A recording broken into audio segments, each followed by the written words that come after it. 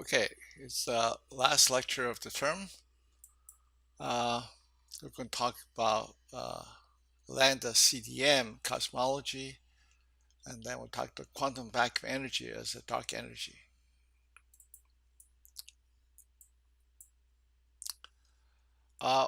We have this uh, uh,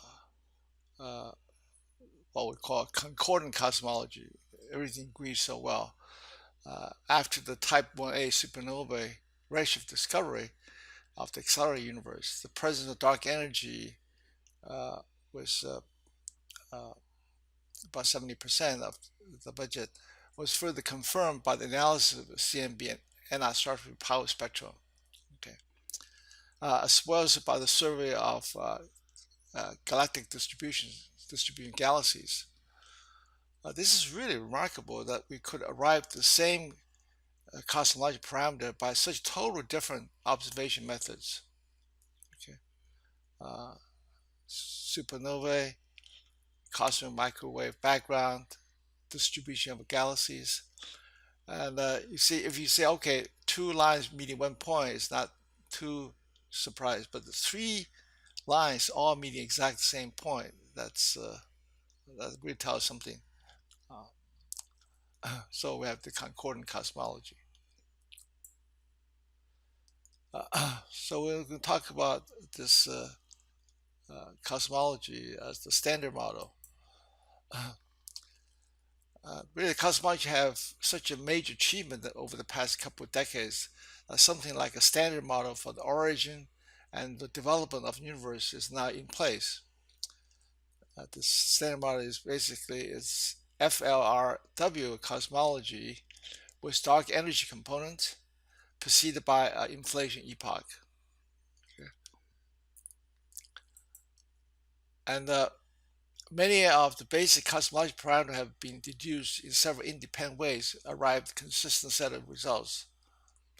These data are compatible with an infinite and spatially flat universe, have a critical mass energy density equal to the omega is equal to 1. The largest energy component is consistent with Einstein cosmological constant. Omega lambda is about 0.7. And in the present epoch, this dark energy content is comparable to the size of matter density. In astrophysics, they could be many orders different, but they tend to be similar. The matter content is made of mostly cold dark matter. Remember, means it has to be massive particle that doesn't have electromagnetic interactions. More than 5 times as prevalent as the familiar atomic matters, the baryonic matter. So this standard model is often called the LamdaCDM cosmology. Lambda, of course, for dark energy, CMD for cold dark matter. The explanation of the universe will never stop. The expansion of the universe will never stop. In fact, having entered the accelerating phase, the expansion will keep getting faster and faster. So that's our present understanding.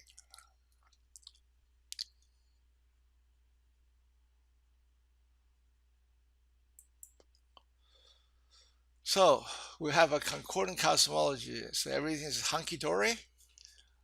Not really, because we don't know what dark matter is. It's a puzzle, but it's not at maybe not at the deep level because we have many candidates. We can easily imagine what kind of matters exist that behave like a dark matter, like supersymmetric particles, all kinds of theories. That's within our present understanding of theoretical physics, we can come up with candidates for dark matter.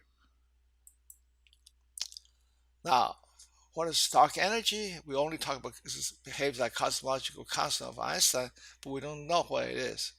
And that turned out to be a real deep puzzle. Okay. So that's, we're going to talk about the physical origin of dark energy, the question.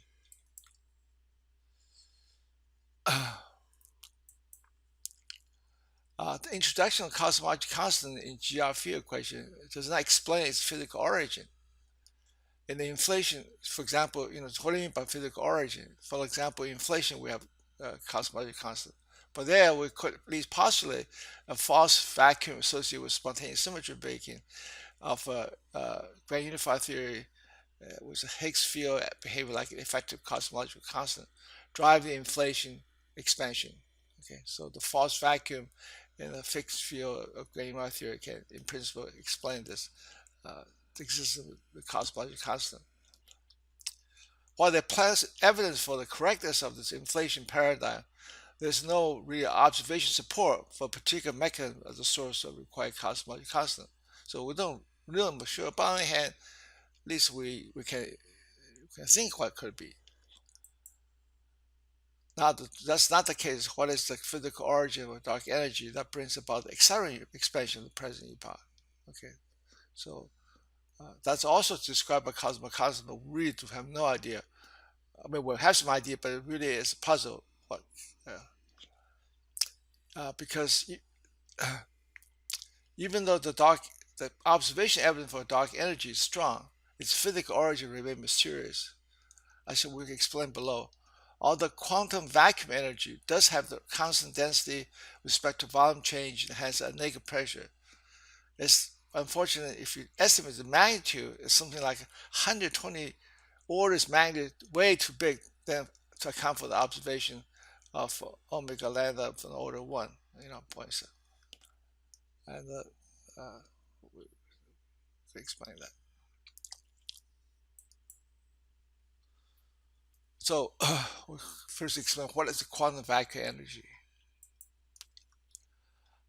Quantum field theory is a union of quantum mechanics and special relativity. Just an example, quantum electrodynamics is an example of quantum field theory. And so we have a quantum treatment of Maxwell's wave equations. Okay. Other quantum field theory is simply quantum treatment of other relativity wave equations, like Dirac equation, whatever. That all these waves satisfy the special relativity. So all quantum field theory is a union of quantum mechanics and special relativity. And if we make a Fourier expansion of the waves, Fourier components, normal modes of this wave, obey harmonic oscillators. Okay. Because if they obey wave equation, and the Fourier, the normal modes obey harmonic oscillators. So therefore, we say a radiation field is a collection of oscillators. And in particular, a quantized radiation field in quantum field theory is a collection of quantum oscillators. So what is a quantum oscillator? Simple harmonic oscillator described by quantum mechanics. As if you ever study quantum mechanics, one of the first topics study is quantum mechanics treatment of harmonic oscillators. And then we learned there that the quantum oscillator has discrete spectrum. Okay. It's one this index n, this I different species. This n sub I is just 0, 1, 2, 3, 4. So this we are called the quanta of the field. In fact, has all the property of particles. So therefore, the quanta of field is particles. But you notice this the n can be as low as 0. So therefore, there is a 0-point energy when n equals to 0, and this the lowest energy state we call the vacuum. So this is the vacuum energy.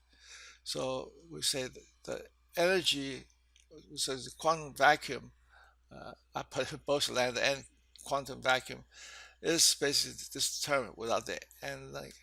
So it's just this. A quantum vacuum state has non-vanished energy. So that's the point. In fact, follows from the Andersonian principle. In fact, quantum field theory portrays the vacuum as a sea of sizzling activities with constant creation and annihilation of particles. This summation of modes degree freedom, this summation here, involves enumeration of the phase space volume in units of Planck's constant. Okay, you learn, maybe most likely you learn in statistical mechanics how you add up degree freedom is just the phase space in units of h cubed. Okay. And since 0-point energy is some function of momentum, has no dependence on position. So we obtain a simple volume factor because there's no position dependence. So this volume integral can just integrate the total volume. So therefore, if you move this v to the other side, so therefore the energy per unit volume, E divided by V, is a constant because it's a momentum integral over some function momentum with respect to change. So it's a constant respect to change in volume. So the 0 point energy has density that's a constant with respect to space and time. As explained in section 8.41, this constant positive energy density automatically leads to a negative pressure, just equal to uh, uh, pressure is equal to minus of the energy density. That's just all the behavior what we expect of a cosmological constant. Okay, so the quantum vacuum has all the properties of a cosmological constant. So that could be the physical origin of of uh, uh, the dark energy. Let me just collect the things. So this sum right is integral volume. So and then this momentum interval, uh, this factor here, and then the uh, momentum, three-dimensional momentum space in units of h cubed.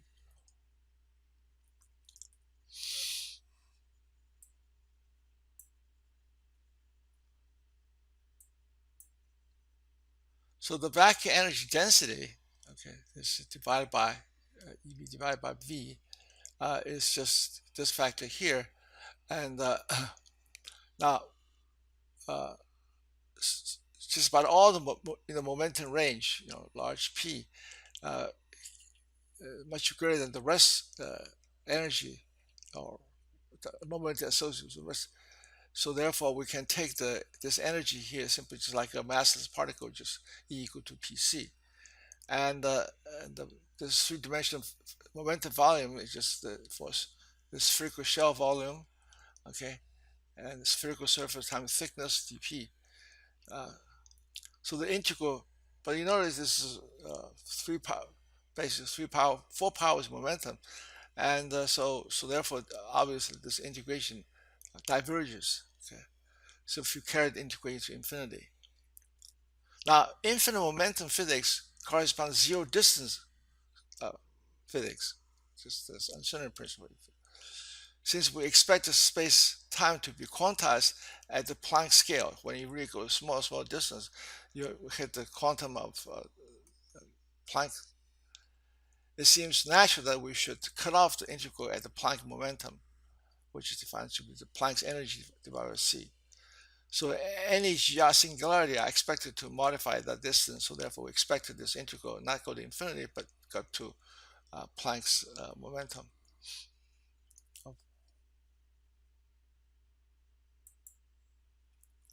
If you do this simply, so you carry out this integral, it's just fourth power of this Planck's energy to the fourth power divided by hc cubed. Just a quick check dimensions. Remember, hc has dimension of energy times distance, so cubed. So therefore, energy cubed multiplied the volume.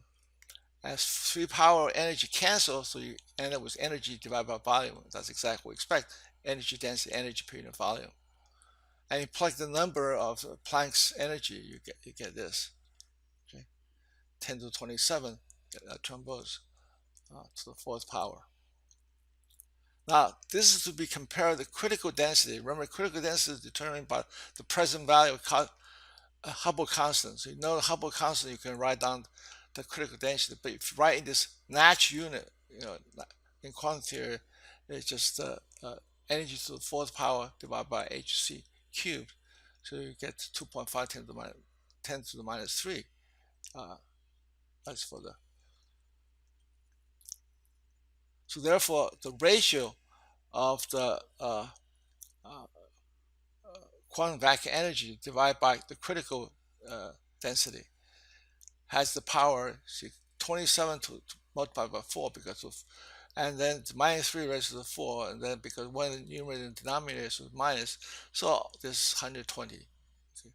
So therefore, quantum vacuum state, this omega, the quantum vacuum would be order 10 to the 10 to the 20, and compared to the observed value of 0.7, which means it's about order 1. So there's 120 orders magnitude too big.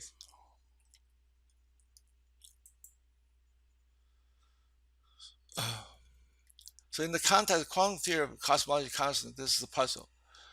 So if you say that the quantum vacuum should explain the observation, then this connection must be suppressed by a, a factor that's fantastic suppression, which is small, but usually small. You say, well, it must be 0. No, it's not 0, but it's non-zero. So some number was 120 zeros after decimal point, and then some number pop up. So the Hertz cancels the 120 significant figures and it stops at the 121st place.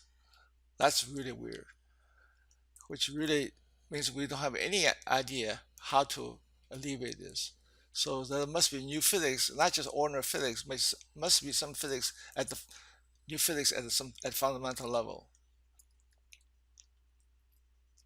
Okay, so I'll leave that for you to think about. That's the end of this course.